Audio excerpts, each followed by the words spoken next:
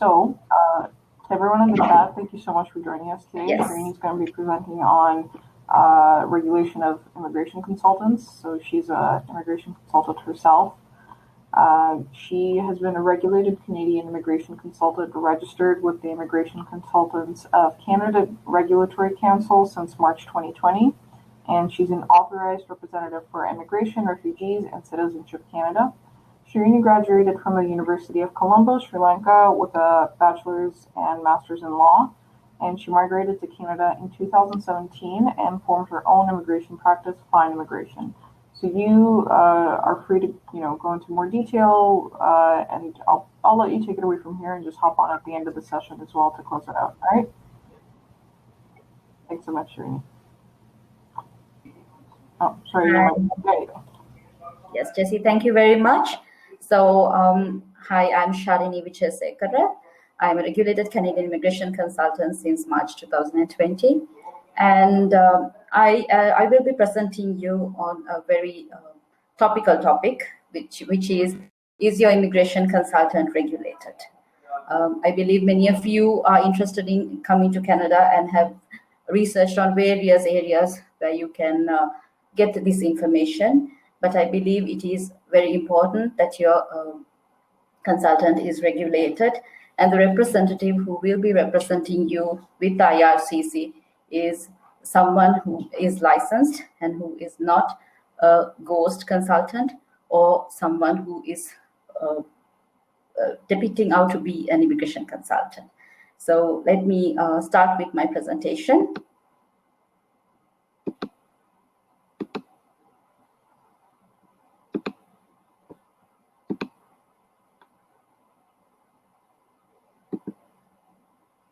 Okay, so is your immigration consultant regulated? Who can represent you is the first question that we will ask at this point. The government of Canada recognizes two types of representatives, paid and unpaid. So for paid representatives are lawyers and paralegals who are members in good standing of a Canadian provincial or territorial law society. There can be notaries who are members in good standing of the Chambers de Notaire du Québec, and citizenship or immigration consultants who are members in good standing of the Immigration Consultants of Canada Regulatory Council. As regards unpaid representatives, they are our family members. They could be friends and other third parties who do not charge a fee. So at this point, if I am to explain it a bit further, there are people who can represent you, who can help you out in your application with IRCC. You alone can fill in your application. IRCC allows you to fill in your own application and submit for immigration purposes, but it is always better to retain an immigration consultant, a lawyer, or a notary from Quebec if that is where you're interested in immigrating to. As regards family members and friends and other third parties who do not charge a fee and can represent you, they will be only a guide, but sometimes they may not know the technical details and also the legislative implications in filling out certain information. So it is always better to go and get your application and your immigration plans verified and checked with an immigration consultant or a lawyer for that matter. Essentially, the duties of representative is to explain and give advice on your immigration or citizenship options, help you choose the best immigration program for you, fill out and submit your immigration or citizenship application, communicate with the government of Canada on your behalf, represent you in an immigration or citizenship application or hearing, advertise that they can give immigration or citizenship advice. In April 2019, an investigative report by Canada's Globe and Mail newspaper revealed the practices of 45 international recruiters and immigration consultants who were facing accusations of exploiting more than 2,000 foreign workers and students. So this is something that caused a great deal of alarm. And because of that reason, the immigration consultants and anyone who is representing a client or someone from the public has been regulated ever since. Currently, the regulator for immigration consultants is the ICC-RC.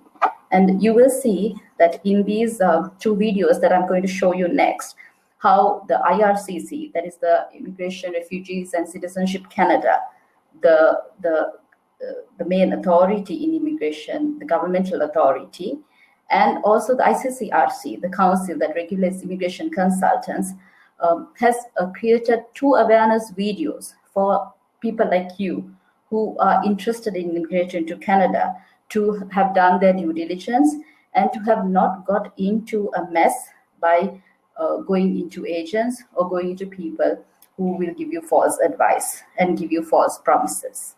So just give me a second until I load this video.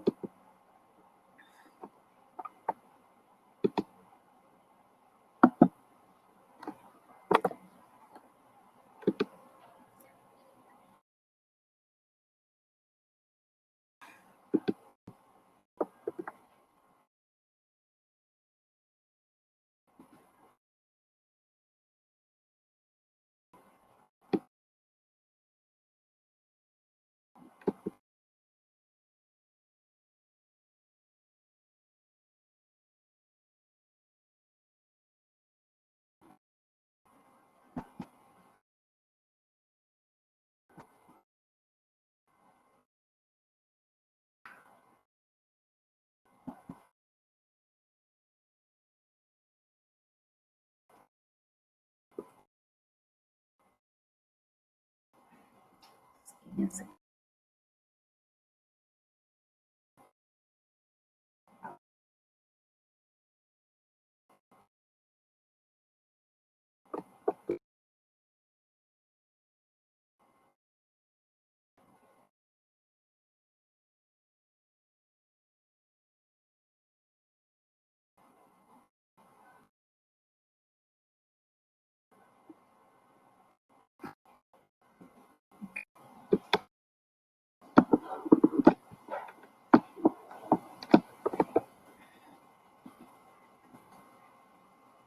Okay.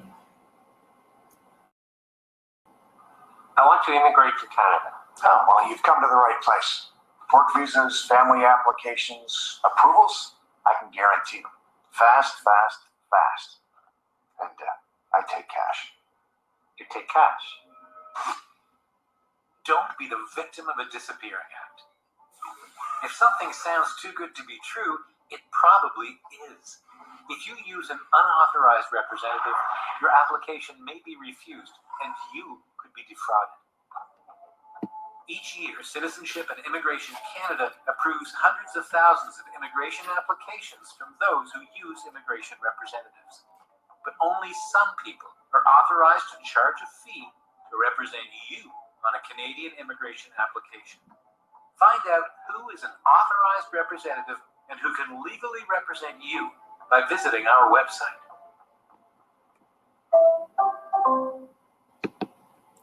I will be showing you another video. This video was presented by the ICC-RC. Just give me a second again.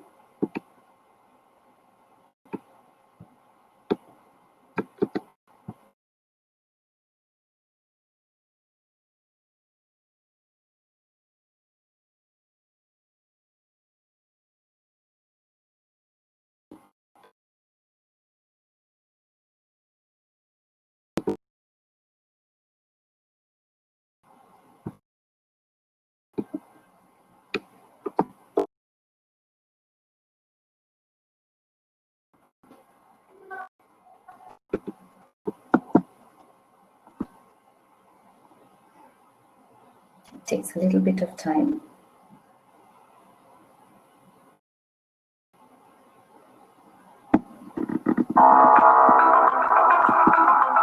Canada is home to more than 7 million immigrants, and it is estimated that within the next 3 years, we will welcome more than 1 million more new immigrants. Living in Canada can mean new opportunities or reuniting with family. It can also mean security and freedom from oppression. For millions of people, a life in Canada is highly sought after. But Canada's immigration process can be very complex to navigate. It can be confusing and difficult, with frequently changing laws and regulations. That is why many applicants use the services of an immigration consultant. It's important to know that Canadian law requires an immigration consultant to be licensed by ICCRC. Otherwise, a person must be a member of a Canadian Law Society or a Quebec notary to give immigration advice for any type of compensation.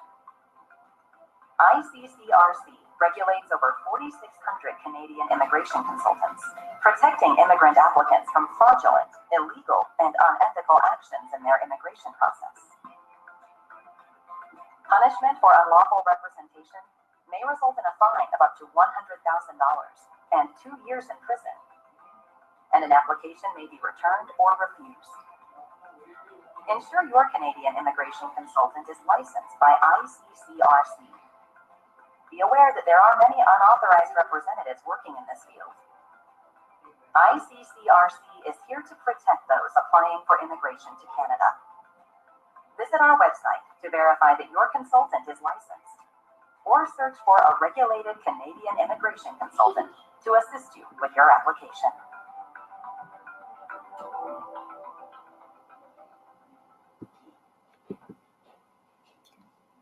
Thank you. So, as you note, I will be going back to my presentation slides. And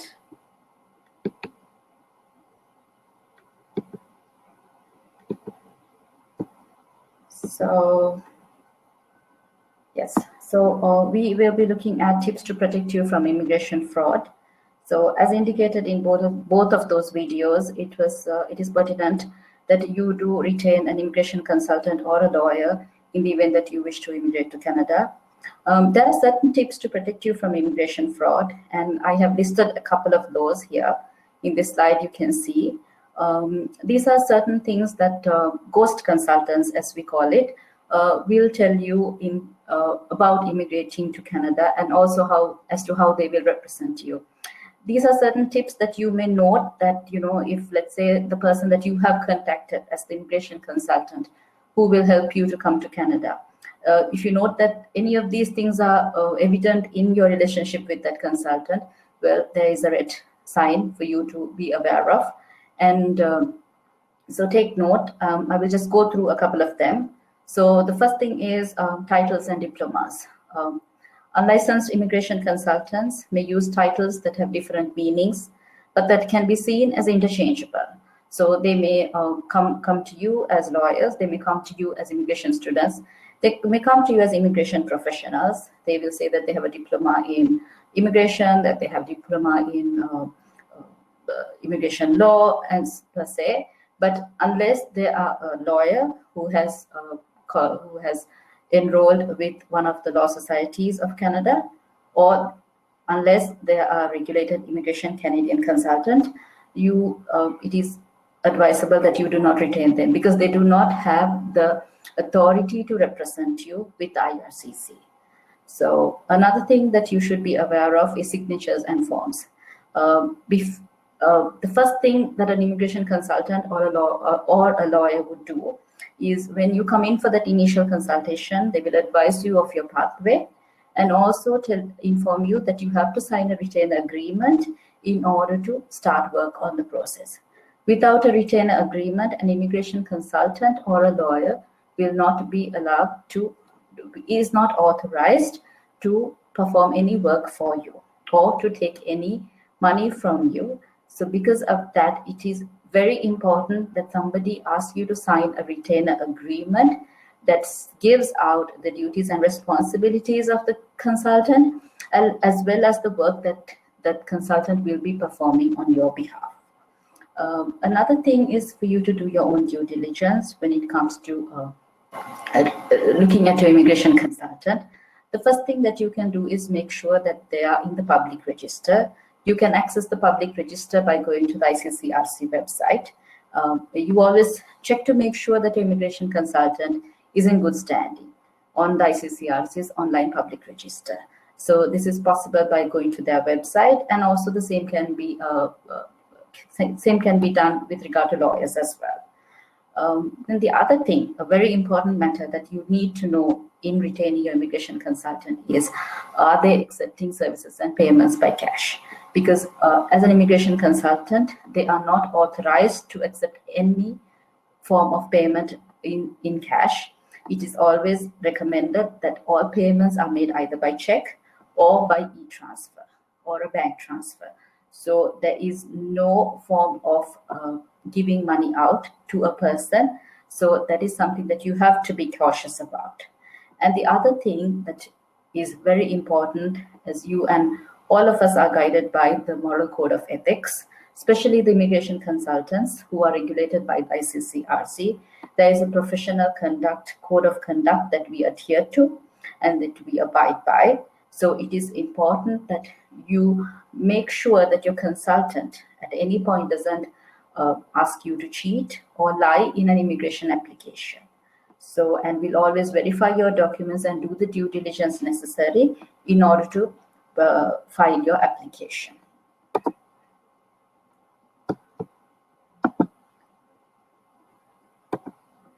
The next one that I'm going to talk about is with all the immigration consultants and the lawyers representing clients, there have been many instances where ghost consultants have been taking money from clients and have been defrauding them.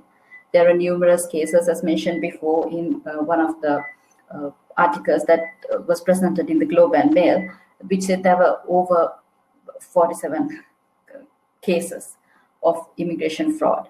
So one of the initiatives that was taken by the government of Canada was to introduce the College of Immigration and Citizenship Consultants Act in 2019, which came into force on 26th November 2020. It was announced by Minister Mendocino that this act will come into force on the 26th of November 2020. The key points in this act, if I am to mention, is that firstly, it provides a statutory framework to regulate immigration and citizenship consultants. Something that you have to note at this point is, even though ICC/RC was able to regulate immigration consultants, it had no authority to go over immigration consultants who were not licensed as regards ghost consultants. So the only thing they would be able to do is to take an application for a complaint, but there would not be anything that they could do, but maybe to inform the RCMP or give a hint that someone is up to no good. But now, according to the College of Immigration and Citizenship Consultants Act, the government is authorized to go and they can go and charge, they can go and arrest, they can go and do anything with regard to an immigration consultant who is not licensed or authorized and who has defrauded the public. So the second point is that the College of Immigration and Citizenship Consultants shall be the official regulator of immigration and citizenship consultants across the country. So a question arises with the immigration consultants such as us, like regulated Canadian immigration consultants, what will happen to us at this point? But in my next slide, I will be talking about it, where ICC/RC has applied for to retain its status as the regulator of all immigration consultants in Canada. So the third point is the college will regulate the profession in the public interest by protecting both the public and consultants in good standing from dishonest actors who abuse vulnerable people. So the CICC will be the official watchdog of consultants across the country. It will have both the powers and tools needed for vigorous oversight, enforcement, investigation, and punishment to root out fraudulent immigration and citizenship consultants and hold them accountable for their actions. The functions of the CICC mainly would be to implement a mandatory and robust course for those wishing to obtain an immigration citizenship consulting license, to introduce transparency on fees, to provide a better system for people to make formal complaints against a consultant, to conduct investigations into a licensee's conduct and activities, prohibit persons who are not licensees from using certain titles and representing themselves to be licensees, and empower the CICC to seek an injunction for the contravention of those prohibitions. Take or require action if the CICC determines that a licensee has committed professional misconduct or was incompetent. As mentioned before, the ICCRC standing at this point in terms of this new act is that the Immigration Consultants of Canada Regulatory Council has formally applied to the Honorable Marco Mendocino, Minister of Immigration, Refugees and Citizenship, to be continued as the College of Immigration and Citizenship Consultants. The Minister is expected to issue a ministerial order accepting the Council's application and setting the date of continuance. On this date, the Council will formally transition to become the College. So this is the end of my presentation. Thank you. If there are any questions with regard to this, you may drop a text on the chat. And this is my details. My company email address is here, and also my LinkedIn page. The URL is here, and my contact number. If any of you would like to contact me and reach out to me, you're most welcome.